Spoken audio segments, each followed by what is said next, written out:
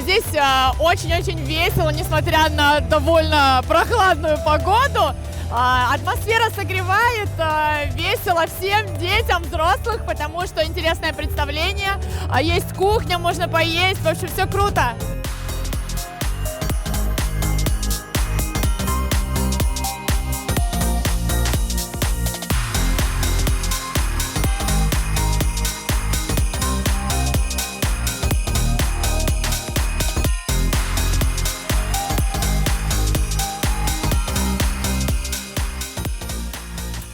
Мы решили приобрести, построить достойную базу для 1000 наших сотрудников. И решили сделать ее не только летней, но и круглогодичной. Потом решили открыть базу и для республики, для населения республики тоже. Для летнего отдыха на месте катка будет зона кейтеринга, будет игровая зона, большая детская площадка.